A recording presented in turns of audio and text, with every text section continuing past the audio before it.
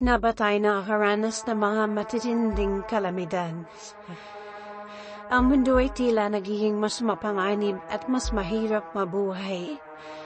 Ang mga katanungan ito ay tumatawag sa kaluluwa ng tao na naghahanap ng paliwanag sa gitna ng kawalan ng katiyahan.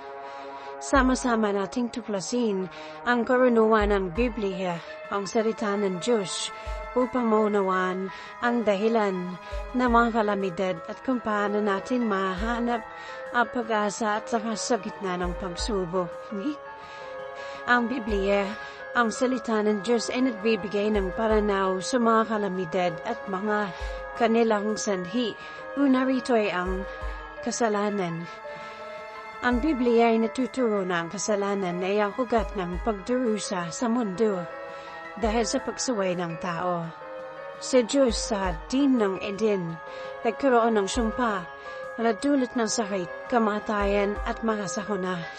Makikita ito sa Genesis 3:16 hanggang 19. Pangalawa ay ang paghatol ng Diyos.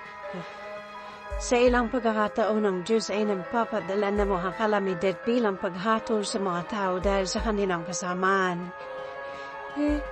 Ang halimbawa nito ay ang baha noong panahon ni Noe o ang pagkawasak ng Sodoma at Gomorrah. Pangatlo ay ang pagsubok.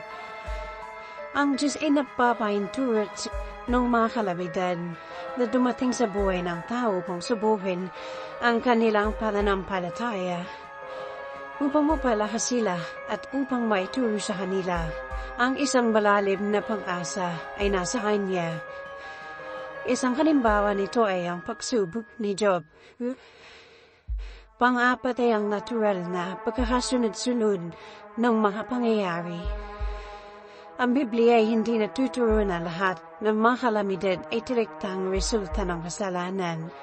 Ang ilang mga sauna ay buwan ng natural na nangyayari tulad ng lindol, pagsabog ng bulkan, at mga bagyo. Makikita ito sa awit 104:6. Mahalagang tandaan na ang Diyos ay laging nasa ating tabi at nagbibigay siya ng pag-asa at lakas sa gitna ng paghihirap natin. Lagi nating tandaan, una, ang Diyos ay may control. Na kahit wala tayong control sa mga kalamidad, ang Diyos ay may kapangyarihan sa lahat ng bagay. Makikita ito sa awit 93.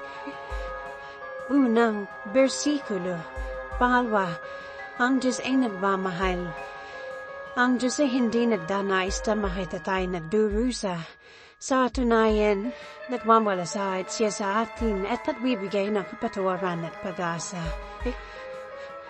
Makikita ito sa Unang Pedro 5:7.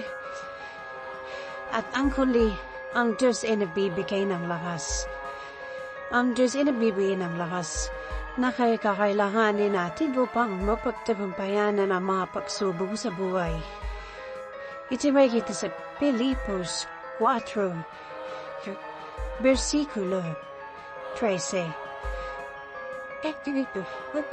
Habang nakaranas tayo ng mga kalamidad, ang Diyos ay nagbibigay ng pagkakataon sa atin na lumapit sa Kanya, talabugo sa ating pananampalataya at upang maituro sa iba ang Kanyang pag-ibig at biyaya.